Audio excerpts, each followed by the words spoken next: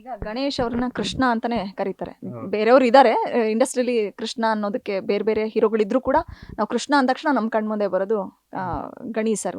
So ಅವರ ಇಮೇಜನ್ನು ಕೂಡ ಈ ಹಾಡಿನಲ್ಲಿ ತೋರಿಸುವಂತ ಪ್ರಯತ್ನನ ಅಥವಾ ರೊಮ್ಯಾಂಟಿಕ್ ಹೀರೋ ಅಂದ್ರೆ ನಮ್ ಗಣಿ ಅನ್ನುವಂಥದ್ದು. ಸೊ ಅಲ್ಲಲ್ಲ ಹಂಗಲ್ಲ. ಈಗ ಗಣೇಶ್ ಸಿನಿಮಾ ಮುಂಗಾರು ಮಳೆಯಿಂದ ನಾನು ಮೊದಲನೇ ಸಿನಿಮಾ ಚೆಲ್ಲಾಟನೇ ಬರೆದಿದ್ದೀನಿ. ಒಂದು ಒಂದು ಇಮೇಜು ಗಣೇಶ್ ಎಕ್ಸ್ಪ್ರೆಷನ್ಸು ವಿಶೇಷವಾಗಿ ಈ ಥರದ ಹಾಡುಗಳಲ್ಲಿ ಆ, ಅದು ಜನಕ್ಕೆ ಭಾಳ ಇಷ್ಟ ಆಗಿದೆ ಆಯಿತಾ.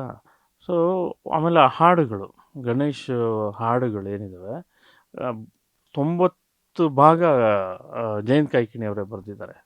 ನಮಗೆಲ್ಲ ಗೊತ್ತಿರೋದೇ ಅದು. ಒಂದು 10% ಬೇರೆ ಬೇರೆಯವರು ಬರ್ತಿರ್ಬೋದು. ನಂದು ಹಾಡಿದೆ. ಆದರೆ ನಾನು ಏನು ಯೋಚನೆ ಮಾಡ್ತೀನಿ ಅಂದರೆ, ಈಗ ಇಲ್ಲಿ ತನಕ ಇರುವ ಹಾಡುಗಳು ಗಣೇಶ ಹಾಡುಗಳು ಹೇಗೆ ಇದಾವೋ ಆ ಜಾನರ್ನಲ್ಲಿ ಇಲ್ಲದೆ ಇನ್ನೇನು ಮಾಡ್ಬೋದು. ಆ್ಯಂಡ್ ಅದೇ ಸಮಯದಲ್ಲಿ ಒಪ್ಕೋಬೇಕು ಆಡಿಯನ್ಸು. ಆ ಥರದ್ದು ಏನು ಪ್ರಯತ್ನ ಪಡ್ಬೋದು ಅಂತ ಯೋಚನೆ ಮಾಡ್ತೀವಿ. ತೀರಾ ಅದೊಂದು ಸೈನ್ಸ್ ಅದು ಅಷ್ಟೇ. ಒಂಥರ ಆ ಕ್ಷಣದಲ್ಲಿ ಅನಿಸುತ್ತೆ, ಇಲ್ಲ ಇದು ಬೇಡ, ಇದು ಹೀಗಿದ್ದರೆ ಚಂದ ಅಂತ. ಯಾರು ಹೀರೋ ಅನ್ನೋದು ತಲೆಗೆ ಬರುತ್ತೆ. ಈ ಹಾಡು ಯಾರು ತೆರೆ ಮೇಲೆ ಈಗ ಕೆಲವು ಪದಗಳು ಗಾಂಭೀರ್ಯದಲ್ಲಿ ಈ ಥರ ಗಾಂಭೀರ್ಯ ಅನ್ನೋ ಪದ, ಔದಾರ್ಯವಂತೆ ಈ ಥರದ ಪದಗಳು ಇವೆಲ್ಲ ಗಣೇಶ್ ಹಾಡಿದ್ರೆ ಚೆನ್ನಾಗಿರುತ್ತೆ ನೋಡಲಿಕ್ಕೆ ಕೇಳಲಿಕ್ಕೆ ಅಂತ. ಸೊ ಕೆಲವು ಅಂದರೆ ಒಂದೊಂದು ಅನಿಸುತ್ತೆ.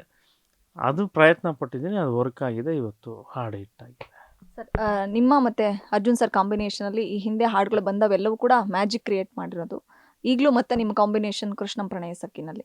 ಸೊ ಅದು ಹಿಟ್ ಆಗಿ ಟ್ರೆಂಡ್ ಆಗಿದ್ದಕ್ಕೆ ಒಂದು ಸೆಲ್ಫಿ ತಗೊಂಡು ಸಂಭ್ರಮಿಸಿದ್ದೀರಾ ಇಬ್ರು ಕೂಡ. ಸೊ ಅದು ಹೆಂಗೆ ಸರ್, ಒಂದು ಹೀರೋ ಹೀರೋಯಿನ್ ಕೆಮಿಸ್ಟ್ರಿ ವರ್ಕ್ ಆದಂಗೆ ನಿಮ್ಮ ಅವರ ಕಾಂಬಿನೇಷನ್ ಅರ್ಜುನ್ ಸರ್ ಜೊತೆ?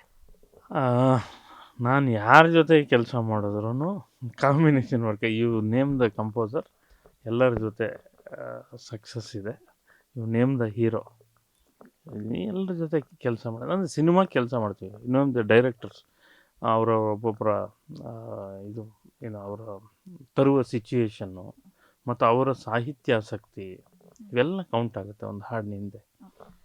ಸರ್ 5 ನಿಮಿಷಕ್ಕೂ ಒಂದು ಸಾಂಗ್ ಬರೆದಿದ್ದು ಹಿಂದೆ ಮಳೆಬಿಲ್ಲು ಸಾಂಗಿಂದ ಬೆಸ್ಟ್ ಎಕ್ಸಾಂಪಲ್ಸ್ಗಳು ಇದಾವೆ. 5 ನಿಮಿಷಕ್ಕೂ ಬರೀತಾರೆ, ಒಂದು 10 ಡೇಸು ತಗೊಂಡಿದ್ದಾರೆ ಅಂತಲೂ ಕೇಳ್ಪಟ್ಟಿದ್ದೀವಿ.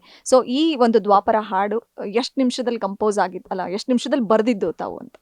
ಇದು ಏನು ಅದಕ್ಕೇನು ಅಂದರೆ ಕಂಪೋಸಿಂಗು ಜೊತೆಗೆ ಹಾಡು ಬರೆದು ಅಲ್ಲೇ ಅಂದರೆ ನಮ್ಮ ಅರ್ಜುನ್ ಸ್ಟುಡಿಯೋದಲ್ಲಿ ಏನಾಗುತ್ತೆ, ಕಂಪೋಸರು ಅರ್ಜುನ್ ಕಂಪೋಸ್ ಮಾಡಿಕೊಂಡು ಪಕ್ಕದಲ್ಲಿ ಒಬ್ಬ ಸಿಂಗರ್ ಇರ್ತಾರೆ, ಡೈರೆಕ್ಟ್ರು, ನಾನು.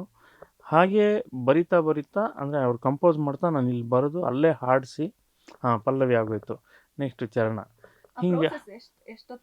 ಏನು ಅಂದಾಜು 1.5 ಅವರ್ 2 ಅವರ್ ಇರ್ಬೋದು ಅಷ್ಟೇ, 1-2 ತಾಸು ಅಷ್ಟರಲ್ಲಿ ಮುಗಿಸ.